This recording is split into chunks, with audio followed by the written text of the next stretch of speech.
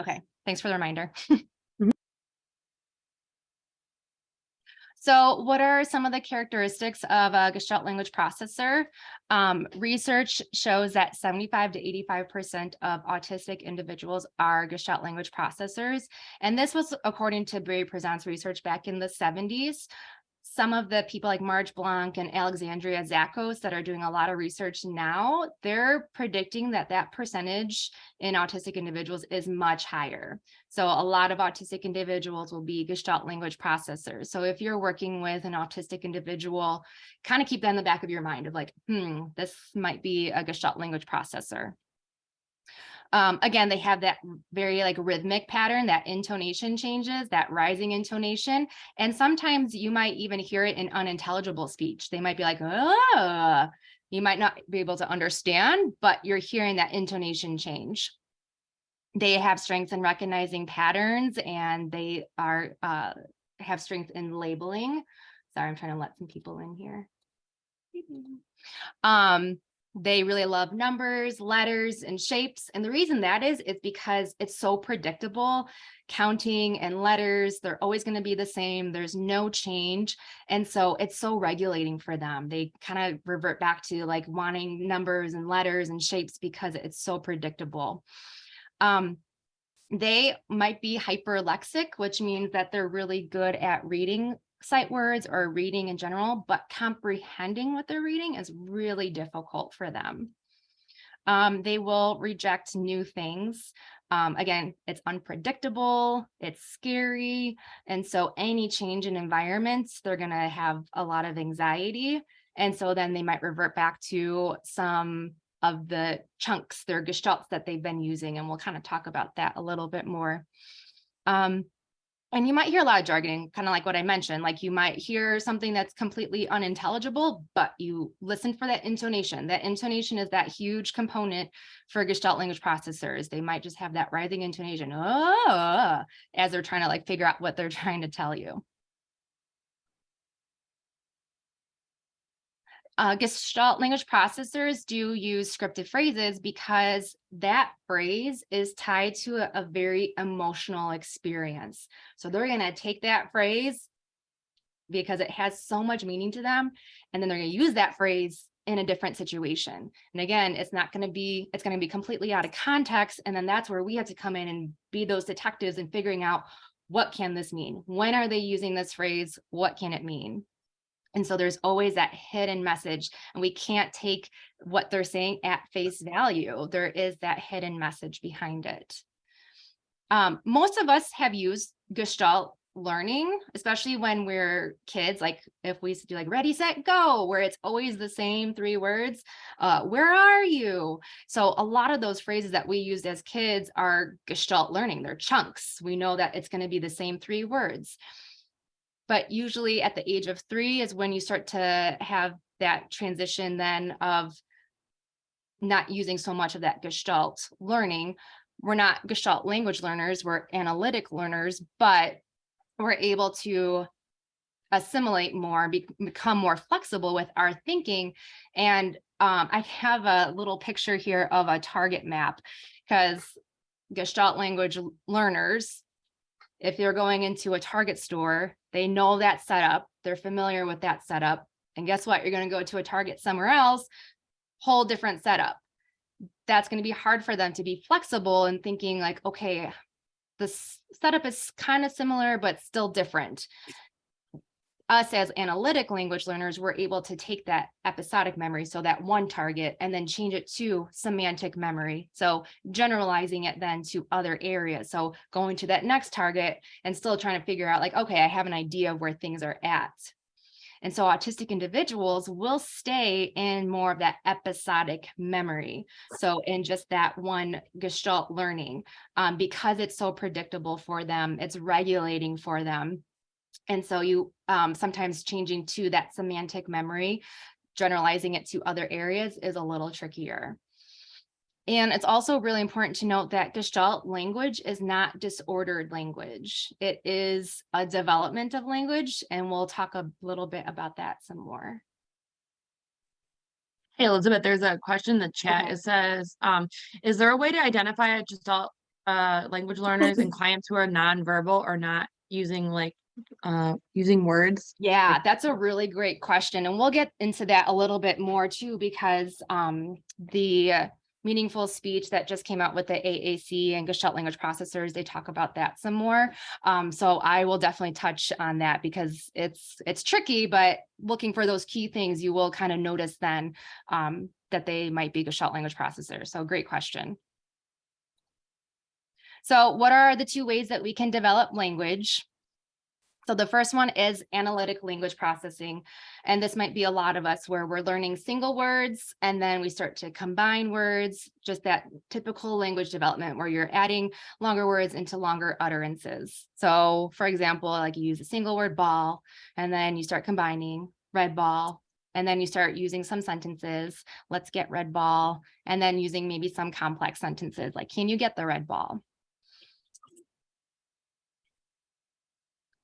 And now Gestalt language processors, there's 6 different stages for development. We're going to be kind of talking more about like stages 1 through 4 mostly, because stages 5 and 6, you're going to see more of, it looks more like an analytic language learner where they are now being able to generalize and make more complex sentences that aren't chunks anymore. So they actually, Gestalt language processors start using phrases instead of using just single words. They're using these phrases. So like the ready, set, go, or it's raining, it's pouring, the old man is snoring. They might say that whole phrase, but again, there's a hidden meaning behind it. But they know that phrase because there's an emotional experience behind that phrase. And then they want to attach it to something else in a different context that might not make sense. And then stage 2, so then they start to mitigate these chunks. And so they might take a chunk from one script that they've used and a chunk from another script that they use, and then start combining those together. So stage 2 is really cool because they're starting to figure out like, how can I pull words from this script and words from this script to really figure out, can I change the meaning of what I'm trying to say? So someone might say, it's raining, it's ready to go. So they're taking chunks from one and chunks from another to put it together. And then stage 3, you have even further mitigation. So you have isolating to just single words. And so it can be some single words and it can be some like 2-word phrases. And this is a really cool stage because this is where like you're starting to see them like thinking about all of the phrases that they have and then trying to pull out those single words. So it's going complete opposite of an analytic language learner where you're learning those single words first and then building, where you're actually trying to get Gestalt language processors to isolate and get to single words. So a lot different than what I learned in school. And so it's just very fascinating with the stage 3. Stage 4, you will start to hear some generation of new sentences. They might not be grammatically correct, and that's okay. We don't want to correct their grammar at this stage. We just want to accept it. And so they might say, I go now, or I go now. So there's going to be some grammar errors, but they're trying to, again, pull words from all these different phrases to then start to generate their own sentences. And in stage 4, you're going to hear a lot of like pauses too, as they're like putting words together because they're thinking about it. They're trying to process like, okay, I go now, because they're like, okay, what words can I pull from this phrase? What word can I pull from that phrase? And then they start to put the phrases together. And like I said, stage 5 and stage 6, you're going to hear more of complex sentences. So can I go to the store now? Where they are able to put together lots of different words. And then we can actually work on grammar at that point, at stage 5 and 6. So the goal is to actually get to single words. Marge Blanc, who did the natural language acquisition, so she wrote a book back in 2012. And that's kind of where this has all kind of exploded from. You know, she emphasizes try to stay in stage 3 for as long as you can, because that's where they are pulling single words. And now they're able to understand that single word. And then eventually they can start putting them together. But hey, let's try and get these stage 3, these single words for as long as we can. So how do we know what stage that the individual is at? So when you're evaluating a Gestalt language processor, it's really important to take a language sample over multiple sessions, because you might hear something that might sound like a novel sentence that they're saying, but it might be from a TV show, or it might be from a song or something that someone else has said. And so getting to know the kid first before actually like taking a language sample and scoring the language sample, that's really important. Marge Blanc does recommend to spend at least like 1 to 3 sessions with the client before even eliciting a language sample, because you want to build that rapport. You want them to know that you're there to listen. So it's going to be a lot of you just waiting and waiting for them to initiate something. You want to get at least 50 completely independent utterances. And this is really important. You don't want any utterances that have been prompted or asking any questions. You don't want any of that. You want complete independent utterances. So before the evaluation, even talking to the parents about what shows they like to watch, what phrases they do like to say a lot, what toys they like to play with. And so we want to find things to get them to talk. So motivating things, following their lead. And then once you're kind of at that place where you can start scoring, you want to start the score then each utterance under what stage you think that utterance is at. Now, sometimes stage 2 and stage 4 can get a half of a point, because sometimes you might hear some mid-syllable phrases that also have attached some novelty at the end of that phrase, so that you might hear a pause, but then a couple new words that aren't a chunk. So then you can give a half of a point to stage 2 and a half of a point to stage 4. Otherwise, if it's pretty clear what stage that they're at, you just give each stage 1 point. And it's still taking me a long time to figure this out too, because again, it's trying to figure out, is this a novel phrase? Is this something that they've heard somewhere? And so scoring, sometimes I'm still like, well, this could be stage 3, could be stage 4. So when you're scoring, you want to write down the phrases. Again, writing down completely independent, nothing prompted, no questions. You want to score that of 1. Then once you score that, I use an Excel sheet, and I'll kind of show you an example of a sheet that I have. Then you calculate everything in stage 1 column, how many points that is, how many in stage 2, so on. And then you want to calculate out of all of the utterances, what percentage that they're at each stage.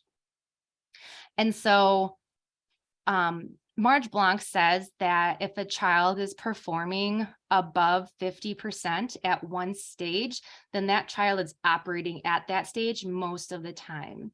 And we'll talk about sometimes that shift kind of changes. It can change day to day at like what stage that they may be operating at. If a child doesn't have any stages represented with over 50%, then they're using lots of different stages right now. There's not one stage that, oh yeah, they're at stage 3 right now. They might just kind of have a lot of different stages. And then the highest stage that is represented, so the most percentage, then that's where the child is developing and developing towards that next level, that next stage. So I'm going to show you a video example of one of my clients. I actually started seeing him in early intervention, so birth to 3. And I was treating him like an analytic language processor. So asking lots of questions, working on following directions, working on expanding language. And then after I took this course, I was like, oh, he's a Gestalt language processor. So what you'll see is actually the language sampling. So this was last year. So after I took all the courses, then I like switched him. I'm like, okay, we're going to start doing some of this Gestalt language processing strategies with you.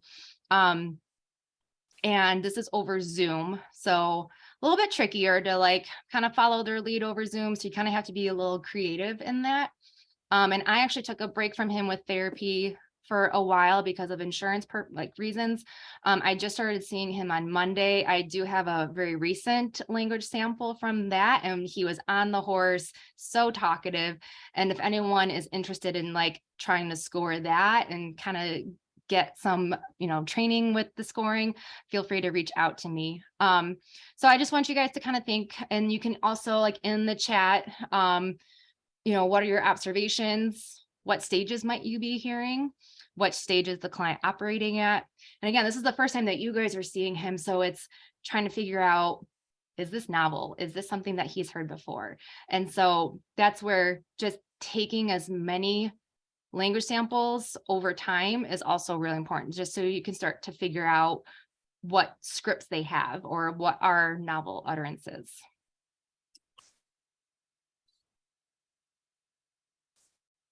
It's working. It's working. It's working. Yay, it's It working. is working. Like, turn up. Oh, look at that light. It's a light. Godzilla nightlight. Oh, It's your always- color a little. It's mommy's turn. Oh, it's mommy's turn to color. Mechagodzilla.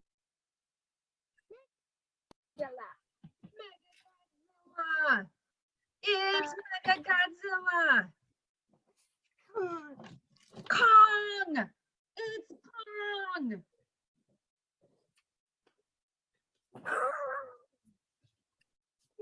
Oh, it's big Kong. It's big Godzilla. It's big. Turn it, turn.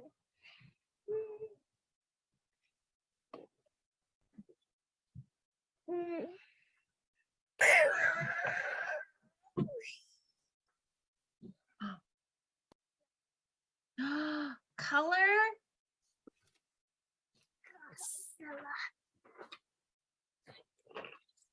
Ooh, yellow. Oh, she's coloring too. Yellow Godzilla. Blue. Blue. Blue Godzilla. Blue. It's blue. Stop it, Godzilla. Stop it, Godzilla. Oh, it's hot. More Godzilla. More Godzilla? Let's get more. Ooh. Let's make bomb. Oh. Uh-oh. Destroyer. Ta-da. Oh, the destroyer. No, I can't. Yeah. Yeah.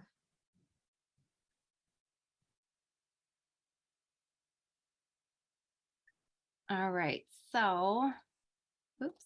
It's working. So what are your initial thoughts? You can put it in the chat, or you can unmute yourself and have some initial thoughts on this kiddo. What were you hearing that made you think like, oh, he's a Gestalt language processor?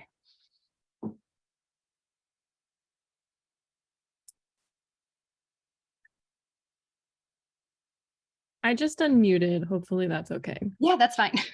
So not knowing a whole lot about Gestalt language processing, honestly, in general, if I were in this session and I was trying to like gain attention to this client, I would feel like I'm not interacting or being engaging for them whatsoever. So it's important to know like the differences in Gestalt language processing and analytical language processing. You can clearly see like a difference in the video.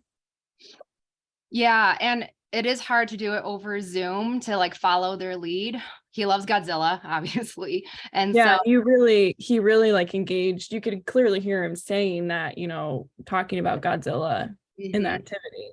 Yeah. And so, you know, I saw like as soon as I opened up the session, I was like, he had a Godzilla nightlight. I know he likes to talk about Godzilla. I know that school was like sending home Godzilla coloring sheets. And so then, you know, bringing up the coloring sheet for him and just coloring. And then that next session, he's playing with sand. So then I'm like, all right, I'm going to go grab my sand. So it's like, you have to be kind of on your feet with this. And so it's, yeah, trying to, again, this was the first time that like I was doing a language sampling too with the Gestalt Language Processor. So, there's some things that I'm looking back like, oh, I could have waited more or done something a little bit differently. But yeah, it's a lot of fun because you're just following what they want to talk about. Yeah, I thought it really showed good traits of Gestalt language processing. Yeah, definitely. Stephanie, you have a question? Yeah. Hi. How Hi, are you? Good. How are you? Good to see you. Yes. Thank you for this, by the way. I'm Yeah. really enjoying it. I just have a question about like the difference. I guess I'm having a hard time separating the stages because I saw a little bit of that delayed echolalia, like if he's been working on Godzilla a lot, so he's heard those phrases like, Yeah. oh, it's working, or more Godzilla. But how do you differentiate like being a stage 1, like repeating something that he's heard, and a stage 3, which is like using individual words, which I think that more Godzilla will make me think that it's a stage 3, right? Because Yeah. he's being functional. He's putting those two words together. I guess, how do you differentiate one from the other? Is Yeah, stage it's 1 hard. like longer? It's not easy. Yeah. And it's still something that like I'm, trying to wrap my brain around a lot of my kids. And I'm like, oh, I need to switch my training and do the Gestalt language processing. And so that's where then, this was the first time I was taking a language sample. Maybe I should have taken a language sample with this and just learn what his language was.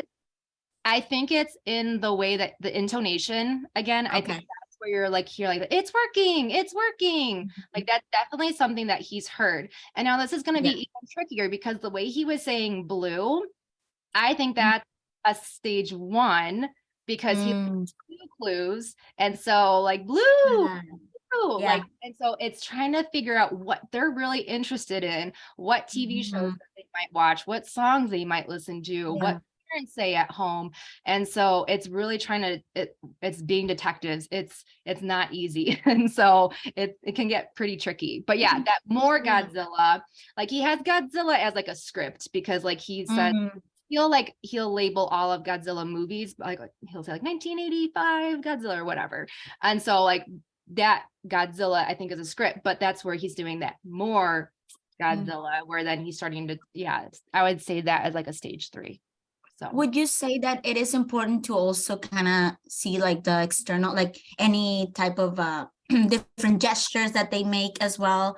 Because I feel like when he said the blue, he puts like, he opened his mouth a little bit like more, like blue, and then he also did something. So would you say that if we look at that, that could be another, like, I'm going to say clue, blue's clue. Another clue. It's a good clue. Yep, absolutely. To say, looking at gestures, especially for our minimally or non-speaking individuals, looking at those gestures are going to be so helpful for figuring those out for sure.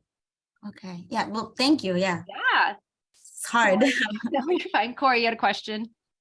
I actually had a comment like for Stephanie. I think like a lot of it too is like every kid is different. So like when we talk about like in grad school, like talk to the parents, like you might not know that that's a phrase they say a lot, and you might think it's a novel phrase or something, and they're like, oh, they say that all the time. So like now it's not a stage 3, it's a stage 1, right? Exactly. So it's also like taking into account that, because and I think Elizabeth, you said like don't take a language sample like until you really know the kid, because then it's really hard, really hard, even harder to put it in the stages because you don't know if this is something they say or if this is novel. Yeah.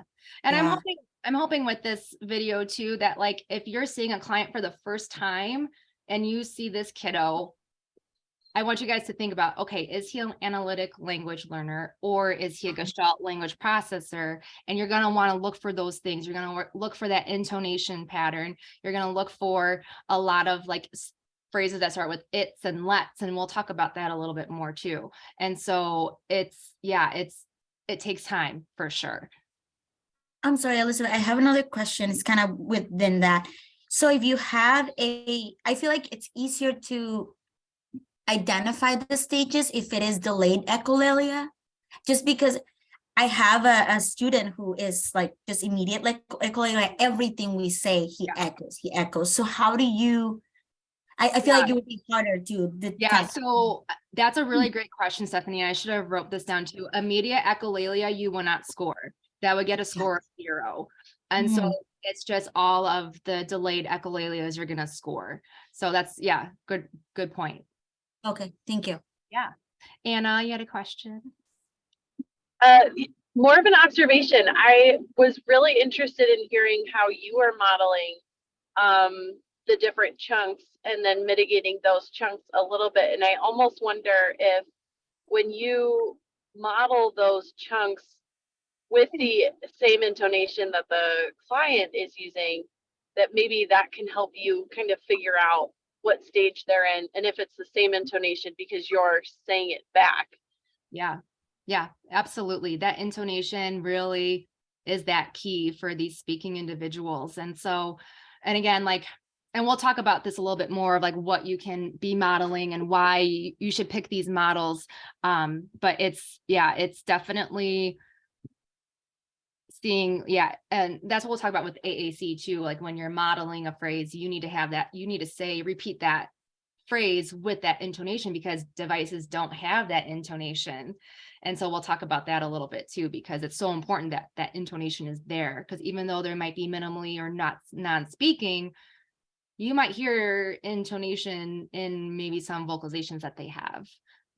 So yeah, it's a really great one. Yes, Corey. Did you have a question or no? No, I just never lowered my hand. Megan said possibly stage 1, but also 1 or 2 single word phrases with colors. Yeah, and we're kind of talking about that too. It's like, well, he said blue, but the way he was saying it, like, is that stage 1? And because he likes Blue's Clues, like I kind of would put that at stage 1. And so that's why it's so important to just listen, sit back, observe, listen to them, really figure out how they're saying things and what it can possibly mean. Again, like some of these things we can't take at face value. The stages are difficult to separate.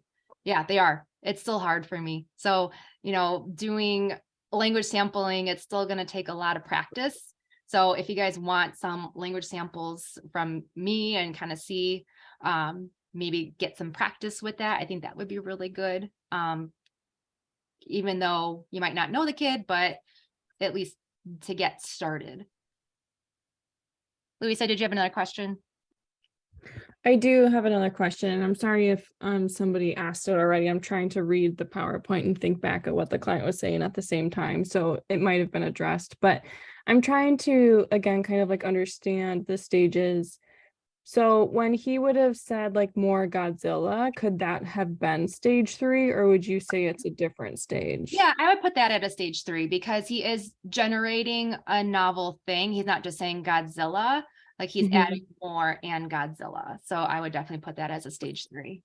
Okay, that makes sense. Because I thought maybe you had said otherwise, like it would have been a lower stage, but thank you for clarifying that. Yeah, like if you just had like Godzilla, then I would just put that as like a stage 1. Because even though it's a single word, he still says Godzilla a certain way. And like he'll do that with Kong too. He's like Kong and like have it a certain way. So like, again, it's like kind of listening for those intonations of like how they're saying it too. So Okay, thank you for clarifying that. Of course. All right, so I don't think we have any more questions. So again, this is just an example of out of only 20 utterances, again, trying to get 50. If you get 100, that's even better. I think I got way over 100 with him on Monday, which was awesome. And again, completely independent. That's what's so important about this. We don't want anything prompted. We want everything independent. So just kind of just looking at this, and again, this was like one of my first language samples. So I'm looking back at this, I'm like, oh, well, it could be this stage or it could be that stage. So again, like I've been doing this only for a year. So it's still like, you're still trying to figure it out for these kids. It's like, oh no, like that would be a stage 1. That's something that we all say. It's the intonation that we say it. He said jump at one point. So that would be stage 3 because he's just isolating that word. He's saying jump. Ta-da. So stage 1, because the way that he says it. T-Rex. So he said this a couple of times. Again, like he's isolating it and just doing T-Rex, but again, I'd have to look back and like figure out like how he was saying it, because it could be a stage 1, like T-Rex, T-Rex. Like burning Godzilla, he said that a lot. And so that would be stage 1 because it's a chunk for him. It's something that he says a lot. Number 8 is a really cool thing because I put ... because I was hearing some pauses, which is what you want to hear. He said it, help. And so, that can be stage 3. It could also be stage 4. That's the thing too. It's like, well, he's generating something new, but it's still just 2 words. I would say like stage 4 would be more like 3, 4 words together. Say pull. So again, that's something that he might have pulled out, a delayed echolalia.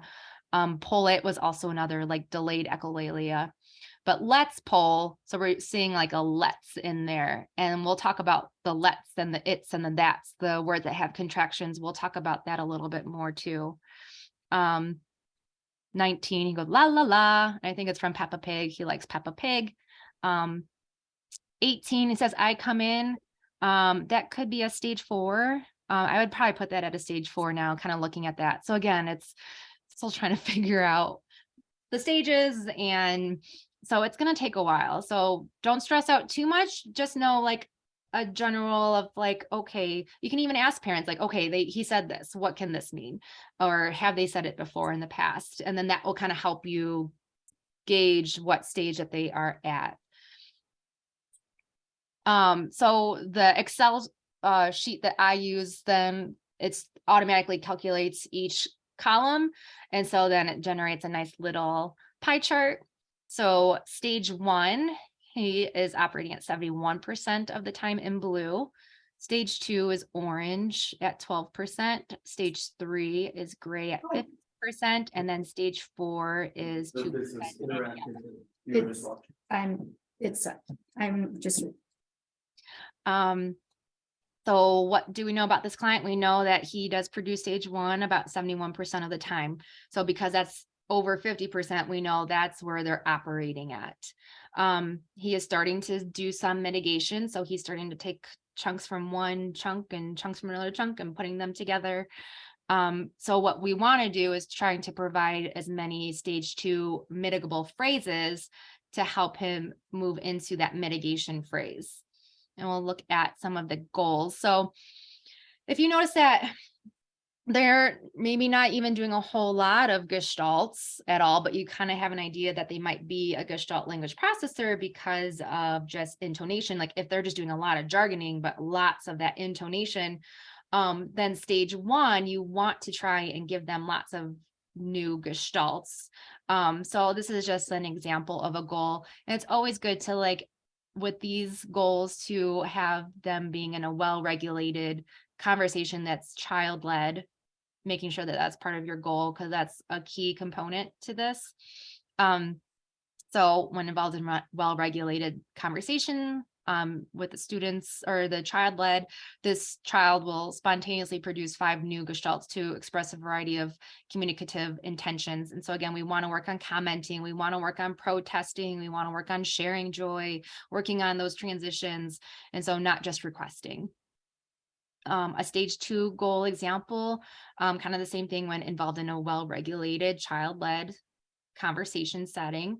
The student will produce 3 mitigations of like their current gestalt. So if they're saying, let's go play, now they're saying, let's go to the park or let's go to gym. So they're taking the let's go, and then they're taking like the places where they want to go. So that's that mitigation. They're taking, the let's go play now, and then changing the play to something else. And this would just be like an example of within a school day. I have a question. Yeah. So when you're so if these are goals and they're for school and they have to address at school, you have to address academics in order to like service the kids. How do you phrase your goal? And you might, want to include like the following communicative intentions, like as you're learning language, you want all these different types of language intentions. So like the commenting or protesting, it's functional. Yeah, that's a good question. It's tricky, right? Yeah, It's been because a we while have since I've some been working in kids. school, so I know 'cause it's tricky because we have some kids and like their goals are like WH questions and right. stuff. I And know, it's like we'll talk really about that hard too. because you have to like basically write that goal but you can't, it's Right. hard because you know that they can't work. It's really hard for them and they can't, that's Right, not well, that's yeah. not a goal right now. It's not reasonable right now. It's not, and we'll talk about that too, of why it's not reasonable. Yeah, Could I jump in yeah, Yeah. with that? yeah. Corey, I think that in order to get to academics, students have to be able to access the language first. So, I would argue if there was any pushback that, well, in order to be able to participate in the classroom, they have to have some type of a language system, whether that is an AAC device, oral speech, whether that is echoes or, spontaneous language, however that is, they have to have something that they can pull from. And that would lead to you as the SLP needing to train the staff, whoever's working with that child, on how to help get that child to the next level.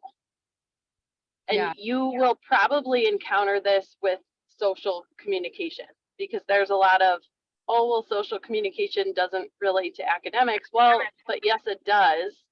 It's just not tied to maybe an ELL lesson, but the standards that you attach to your goals in the schools are pretty general. So Okay, maybe I have to look more at you them. have a lot of wiggle room. Yeah, you have a lot of wiggle room. You can, yeah, like easily justifying these goals, to pair it with a standard. I think there wouldn't be a problem with it. It's just going to look so different from what we've been used to with goal writing. So I think that's Right. kind of scary, is like, oh, this is something that's just not what we're used to seeing. So so yeah, stage 3, you want to try to isolate single words so that they might say an isolated word from a gestalt 5 times within a session. Stage 4, you can write like they'll have a 20% increase in stage 4 from 6 months ago. So again, taking lots of language sampling and kind of comparing within those language samples. So what does treatment look like? I know we're kind of running out of time, so I'm going to try to go through the most important things, because again, there's just so much, and there's still so much that are still things coming out that I was like still attaching yesterday from what I was seeing on posts. So there's just so much to learn. But I think hopefully this is giving you guys ideas and starting to think about some of your clients. So again, child-led therapy, give them a reason to talk. Figure out what they like to play with, talk to the parents. If you're an occupational therapist, talk to the parents to help them figure out what you should be incorporating in your sessions. Or if the child has an occupational therapist, talk to them and figure out what's regulating for them. You want to acknowledge all of their gestalts, either repeating them or agreeing with them. And so some of the gestalts might be unintelligible, but still trying to acknowledge them, give them some sort of acknowledgement. Don't ignore them. Don't redirect what they are saying. You want to provide then, so like when you're trying to give them gestalts, you want to provide them with a lot of phrases that begin with contractions. So like, it's cold outside, let's play inside, there's a purple ball. So it's, let's, there's, she's, he's, and giving lots of those contractions, because that's going to lead towards more mitigation.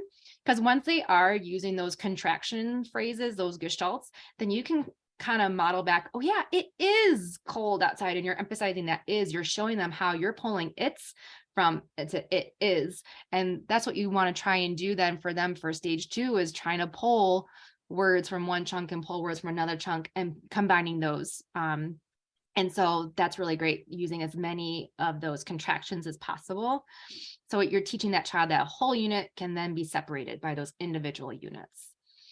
You want to repeat phrases that it's just a natural thing. You want to be able to just repeat these phrases in lots of different contexts that make sense, that they can then hopefully generalize that meaning. But we don't want to repeat it so much where it feels like a drilling and practicing. We just want it to be as natural as possible.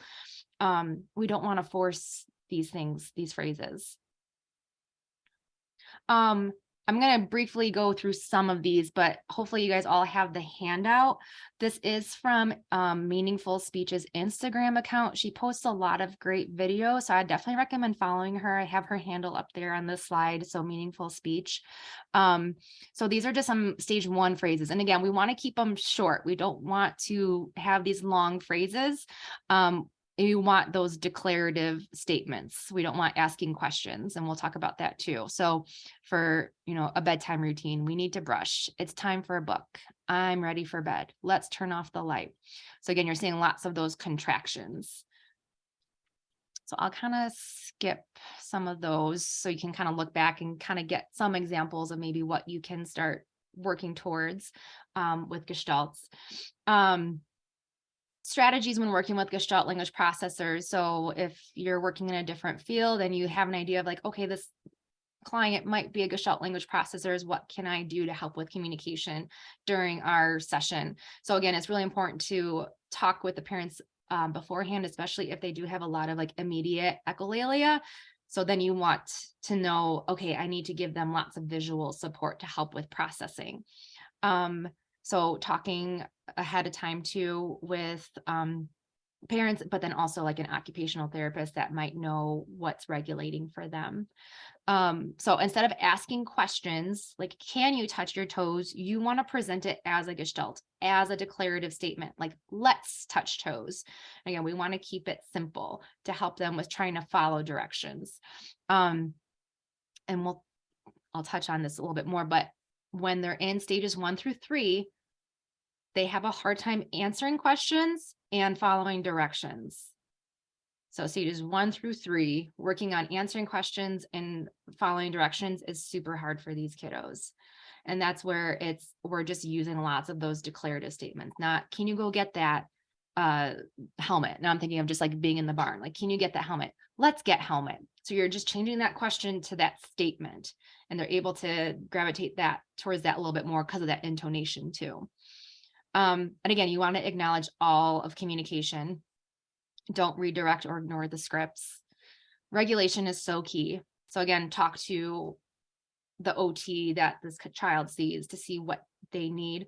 Because if they're so dysregulated, their brains aren't ready to take in language. And if they're dysregulated, then so if your client is operating at a stage 3 now and doing lots of single words, but if they're dysregulated, you might see them revert back to stage 1 or stage 2 gestalts, because again, these gestalts are tied to an emotional experience and they have meaning and it's regulating for them. So they might just revert back to scripting, to doing stage 1 and stage 2.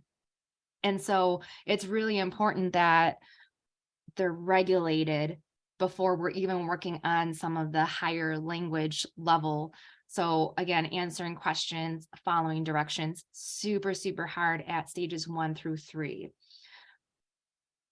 Once they're at stage 4, they're putting together novel words, but then it's not grammatically correct. And that's okay. We also do not want to change their grammar.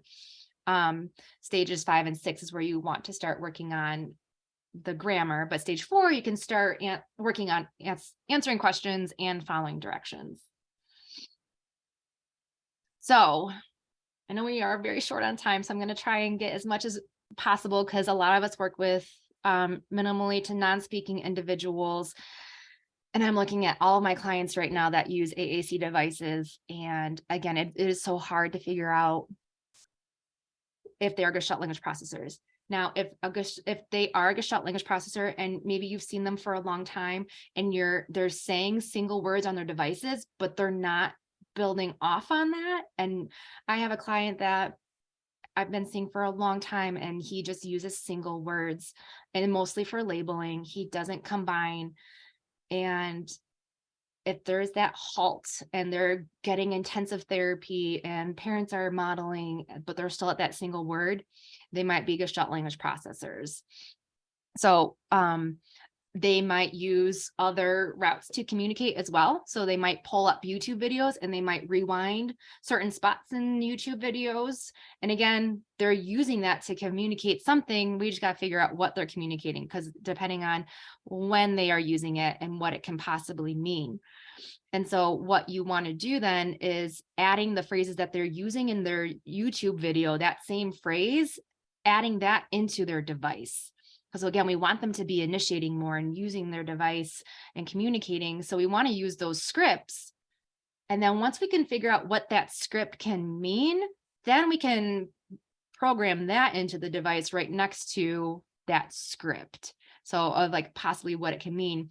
And we don't want like a standard gestalt, a standard chunk, because we might say like, I like that, but that client might not say I like it. They might say I really am happy or something. And so it's trying to figure out like what they're going to gravitate towards on their device. If you programmed a phrase and they're not using it after you've modeled it a lot in different contexts and they're just not gravitating towards it, then maybe we got to reword it. So they're, they even recommend like, if they have, this is Unity, which is built for analytic language learners. It's used for single words and then adding to it. They recommend maybe using touch chat too along to like input in videos that they like to watch. And then like within touch chat, you can put the video and then phrases around of what they could possibly be meaning with that video. So some strategies for working with AAC users, they come up with the acronym MasterPal. So M, motivate, again, finding things that the kid likes to talk about. That's what we want. We want to follow their lead. A, accepting multiple modalities. So again, they might have an AAC device, but then they might have a different device on an iPad, or they might use YouTube videos to communicate what they need. And so accepting all forms of those communications. S, the really important one, statement over questions. Don't ask questions. They're gonna have that immediate echolalia. They can't process it. They might just repeat that question. So if you hear like on a device, if you say, do you want to go outside? And they say outside, that's that immediate echolalia. They have a hard time processing that language. So giving them lots of those declarative statements. T, time, give them lots of time, wait them out. Might seem so awkward, and waiting is still really awkward because you want responses, but giving them as much time as possible because you want them to initiate. You want them, giving them a reason to communicate. E, engaging naturally. Again, we don't want a drill practice situation. We just want some of these phrases just to kind of come in naturally. Like, oh, let's go get the blocks. Let's stack up. It's falling down. And so just thinking about phrases that are simple, that have contractions, that are just naturally occurring within that place schema. R, which is a huge one, response not required. It's okay if they don't say anything. We need to give them the right to not want to say anything. And we'll talk about that a little bit too.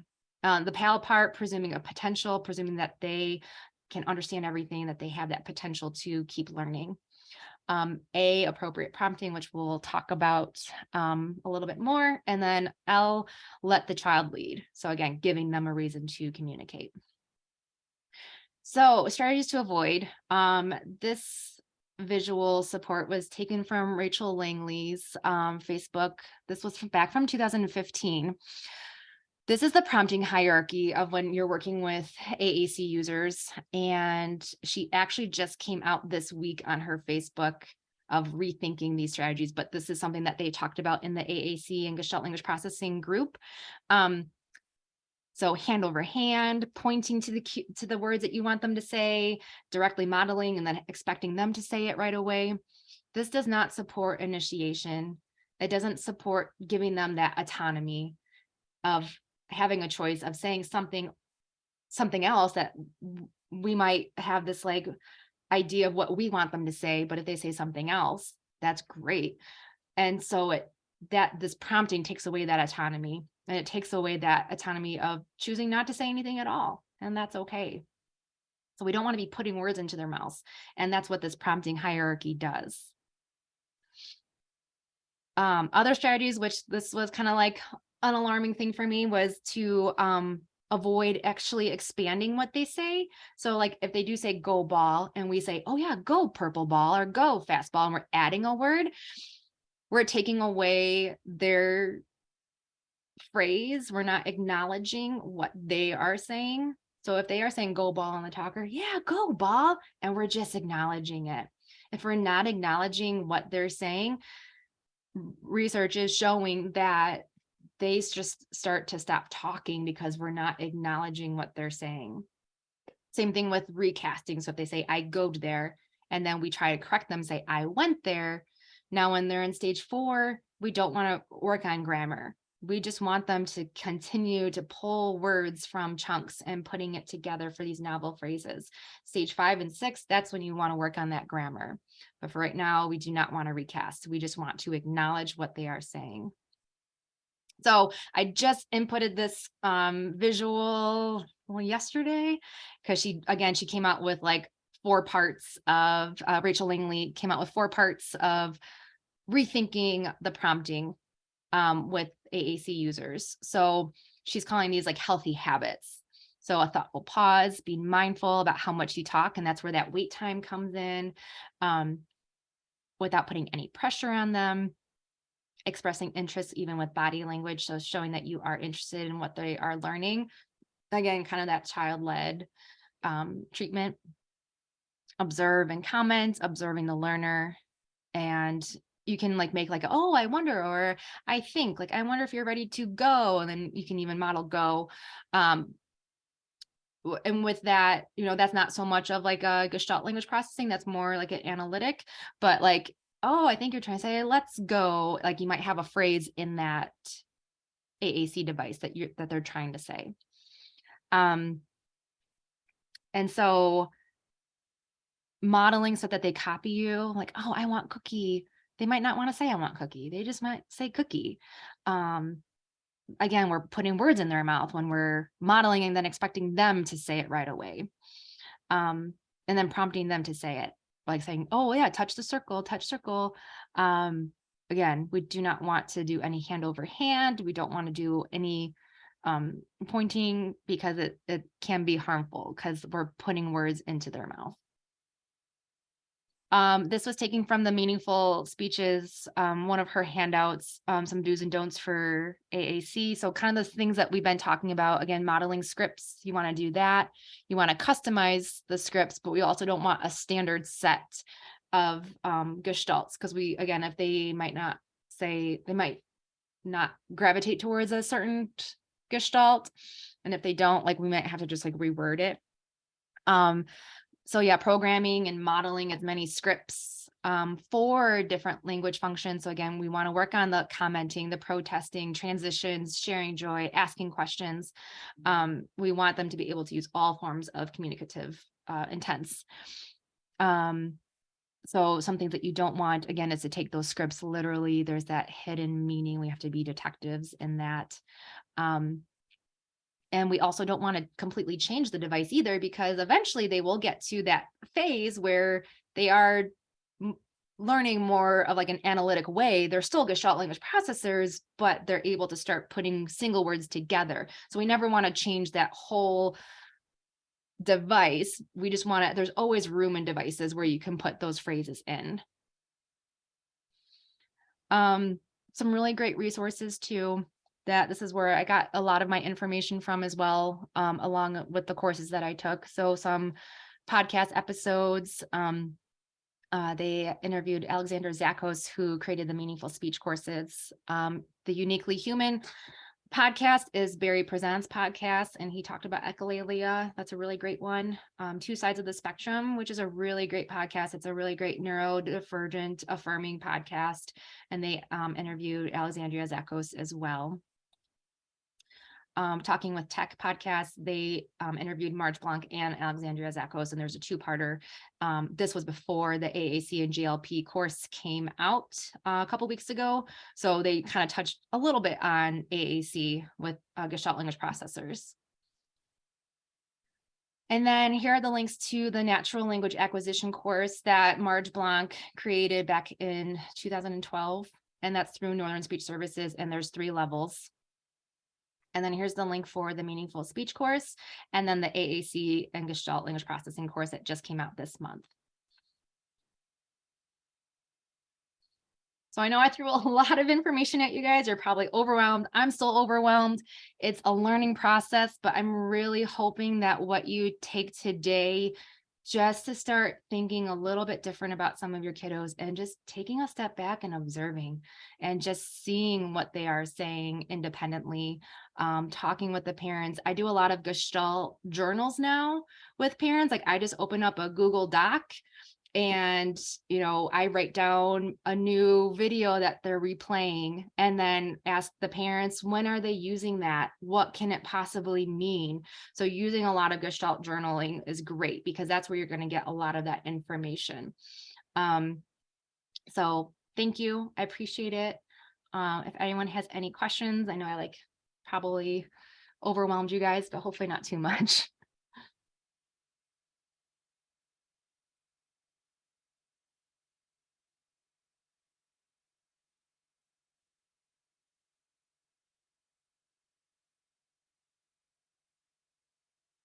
Oh, you guys are welcome. Thank you for attending. I hope you spread the word to everyone that doesn't know about Gestalt language processing. It's something that I've become extremely passionate about in the last couple months, and again, changing what I've been doing in therapy. And so it's so much fun now in therapy where you're not just drilling, asking questions, following directions. It's so fun. You're getting into their world some more. And so it's really cool when you see those connections happening and some of that stage 3 and stage 4 happening too. It's such a fun thing to experience. So.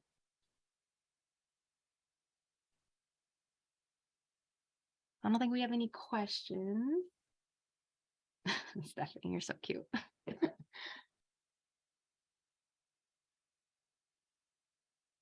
Then I think I'll stop recording. Hi, Dr. Morris. Hi. So I'm sorry if my microphone was on. Oh, that's fine.